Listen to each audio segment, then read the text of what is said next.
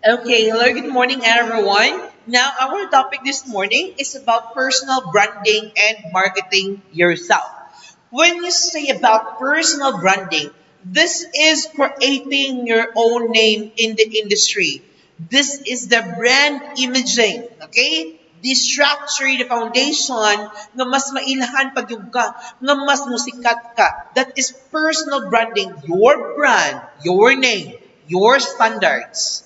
And then marketing yourselves. This that means you are marketing yourselves in the industry that I am capable. I can provide quality customer service. I can provide a nice party, nice product, nice services. Okay? And the most important thing to remember that the best strategic marketing is from the experiences in the feedbacks of your clients. Sila yun ang pinakanindot na proof of marketing. Okay? So, amping lang ta class. Kaya I know, kanang verbal nga marketing doesn't really paspas kaayo, does not really paspas kaayo nga maingon ta mukatap dayon, mauna siyang ampingan yun nimo nga ang imuhang pagkatao diha or ang imong brand nindot yun maintain yun ang standard kay kung gamay ba na tong sayop dayon mawala dayon ang mga naayo mga nindot nga nabuhat nato. Okay? Next to that, objectives. Create a personal branding strategy. Okay? Next, then develop a professional portfolio. Okay, okay, we have it here. Next to that is use networking to expand career opportunities and negotiate services rates confidently and then avoid common self-marketing pitfalls.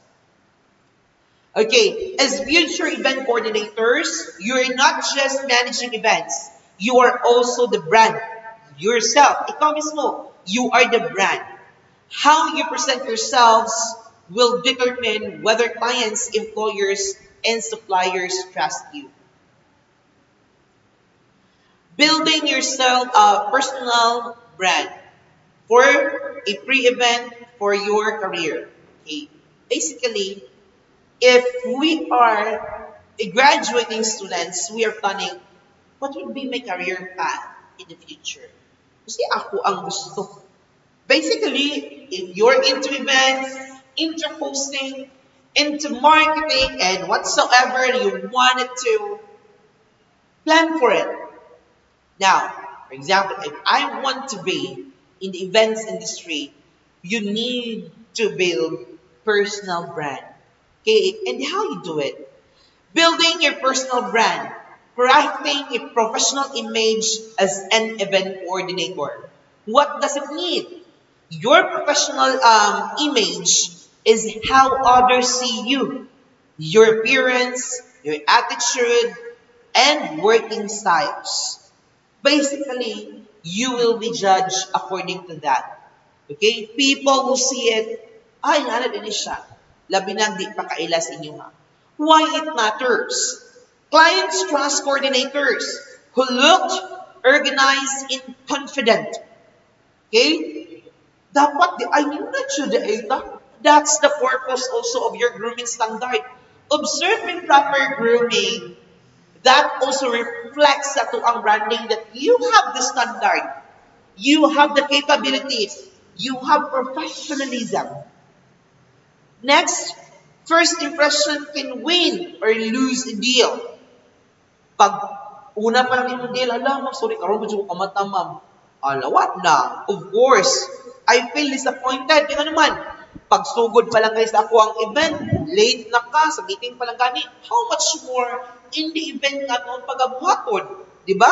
So, kuan kaayo, kanang lain kay paminawon. Next to that, we have it here.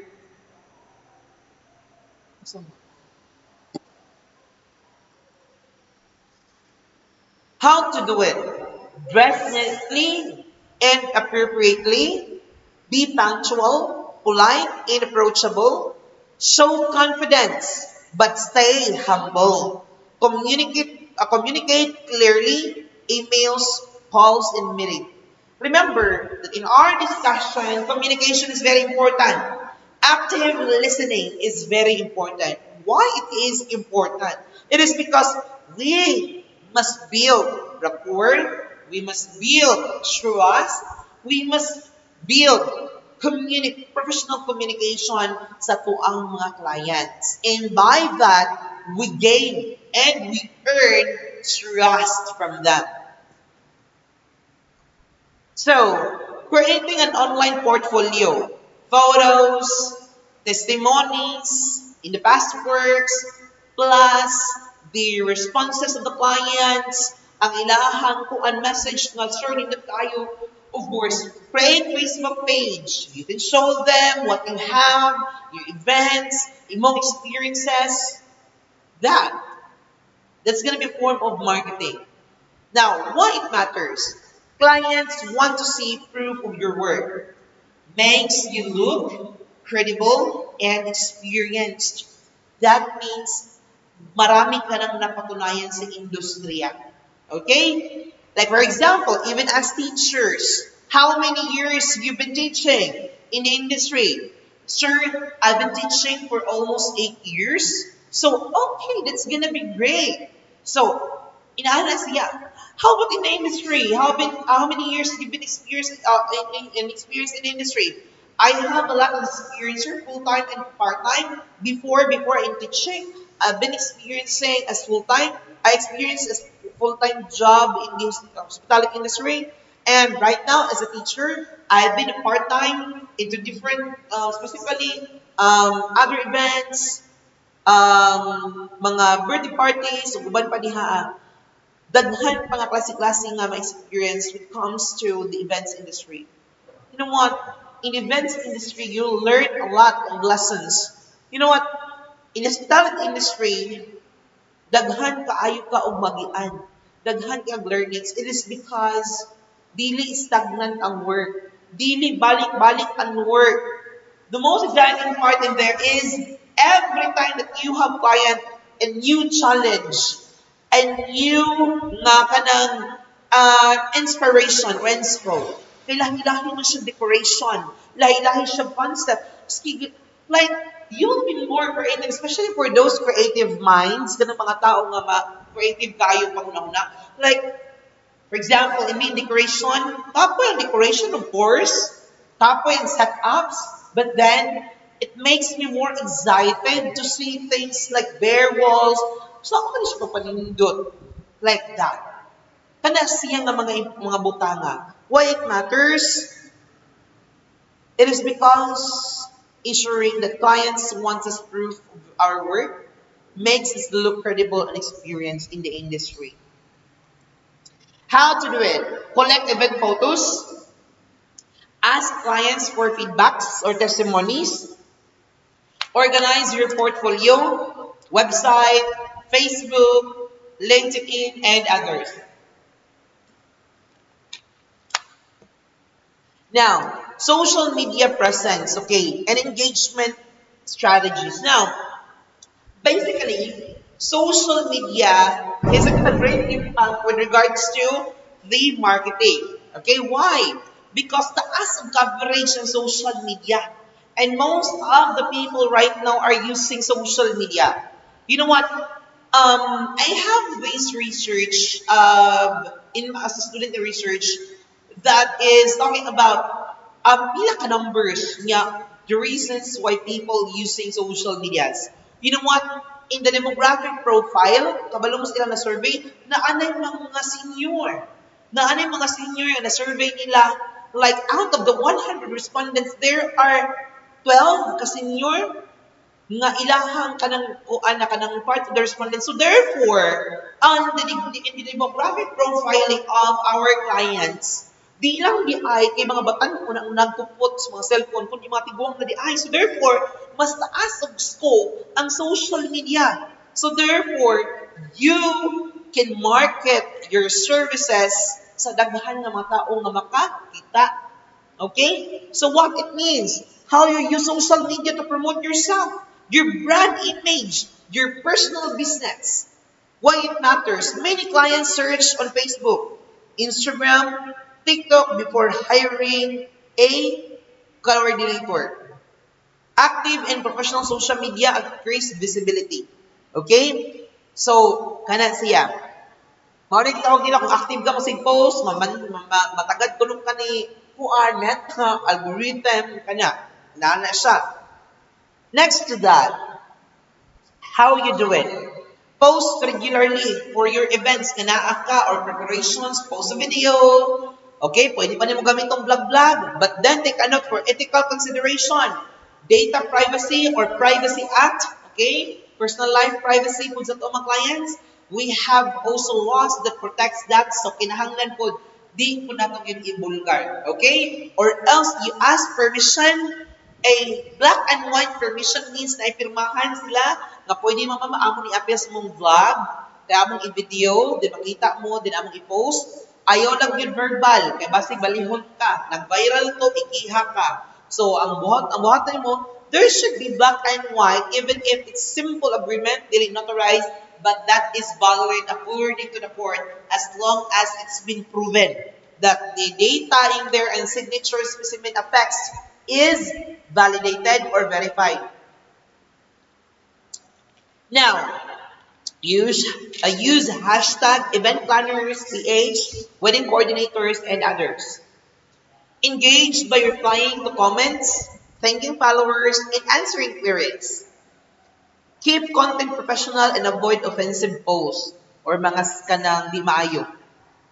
Okay, networking at industry events and trade shows. What it means, networking meetings, people in industry, suppliers, venues, fellow coordinators, and potential clients. For example, an exhibit of catering products, exhibit of decorations, and others. So, pwede ka mo kung ano events exhibit. Okay, suppliers. Pwede ka mag-exhibit. So, possibly siya, then you go there, you get along, talking, and most of all, build professional relationship. Okay? It matters, it is because expands your connection, leads to referrals and collaborations, keeps you updated with trends. How you do it? Attend bridal fairs, food expos, tourism trade shows, bring calling cards, business cards para mas dali. Okay? Introduce yourself politely. Hi, my name is I coordinate wedding and corporate events. But if you have future plans, I can provide you my existing works and events. Okay, inana siya. Next, follow up after the event, connect and LinkedIn, send thank you message. Risk, reputation damage, inconsistent branding. So, we have it here, reputation damage. What it is. A single mistake, unprofessional post, or angry client can harm your image. Usa lang kabuok, hala, murag lahi-lagi ni sila ay, di lang siguro tayo yung bayawan sa daan ni. Always communicate respectfully. Don't post negative brands online. Handle mistakes professionally. Basically, ang pinganan dito ayo ang brand image and reputations class. It is because gamay na sa'yo, pwede siyang madaot. Inconsistent branding. What it is. Presenting yourself differently in each platform. For example, in LinkedIn, but very unprofessional on Facebook. How to avoid?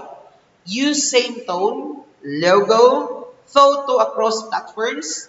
Keep posts aligned with your professional image. Key takes away, personal branding is like preparing for an event, but the event is your career. Look professionally, show your work in an online portfolio, be active but professional in social media, network and grow your circle, protect your reputation, stay consistent. In simple words, your brand is you.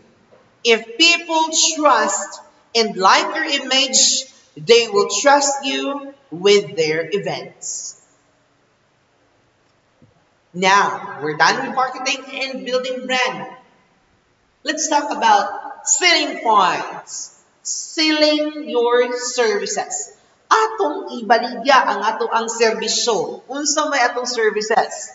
Now, selling your services means showing potential clients why they should hire you as a coordinator, setting a fair price, and making sure everything is clear in writing. It both business and relationship building. Pricing your service competitively. Basically, I provided the costing. Ngano mo maagi man gyud ta og costing, sir? Costing is very important. It is because you can determine a rightful, okay, reasonable price for your customer. Dili ingon barato kayo na alkansi ka, dili pud ingon nga mahal kaayo nga pang-abusar na sad sa tong kliyente. It should be a fair and reasonable pricing. What it means, deciding how much to charge to your work as an event coordinator, then it matters because too high, lose clients. Too low, clients may think you're inexperienced and you earn very little. So, tama-tama lang. In the mid, dili barato, di pod mahal kayo, at least sakto lang. How to do it? Check the market rates, compare it to your rates, know your worth, experience na ba ka, skills ba ka, baguhan pa ba ka, or unsa diha. Consider cost. Of course, ang cost of suppliers, transportation, unsa pa diha ug uban pa. That's why you must have costing. Di yun na mawala ang costing, di ka magbukbukot ug unsa imong presyo kay alkansi or pwedeng mahal na kayo. So therefore, you must do costing. Costing is not only available for food, but in all aspects when it comes to business. We have it here, offer packages, basic, standard, and premium. Okay? So, mga packages na siya laylay nga presyo para sa katong ganahang mo avail barato-barato, sa medyo mahal-mahal o mahal. Okay? So, next to that, writing persuasive proposals. Okay? What it means? A proposal is a written plan you give to a client explaining what you do, how you'll do it, and why they should hire you. Okay, what is within yourself? Of course, mura ka itong interview. Padala ka og imong application letter. Okay, why it matters?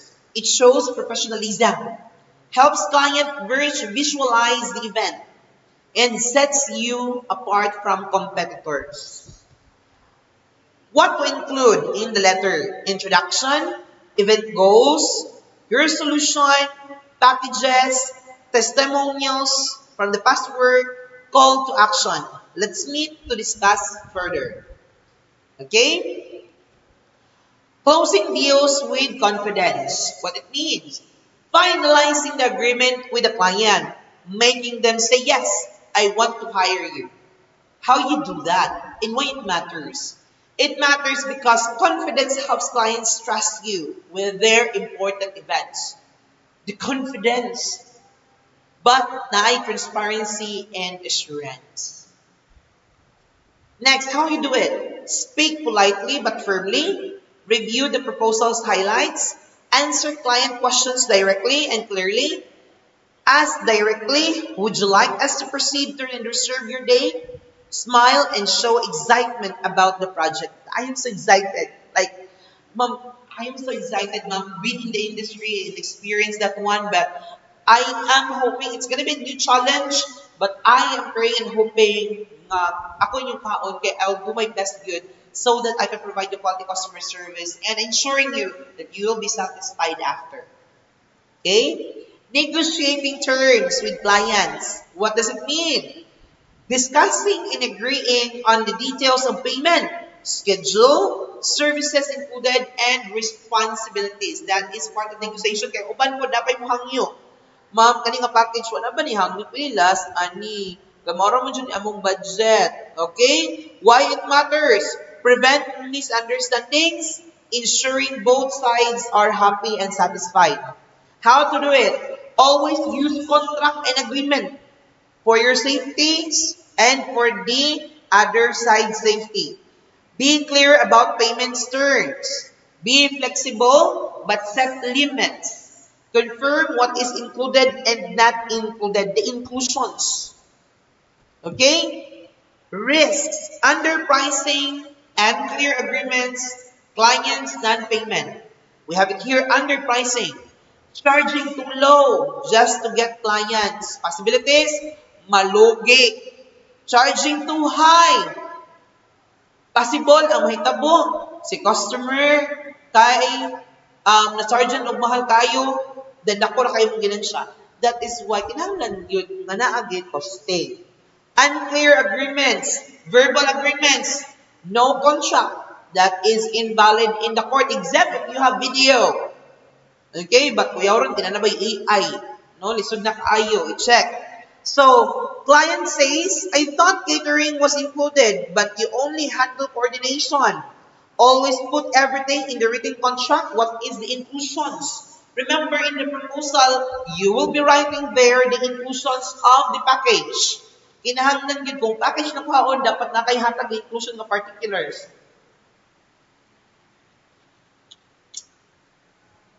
Next to that, client non-payment. Client doesn't pay balance or refuses to pay after the event. Always require down payment before work and final payment before or during the event day. Mao gila siya, ruling. Takeaways. Selling your services is about showing your value, writing clear proposals, and protecting yourselves with fair pricing and contracts.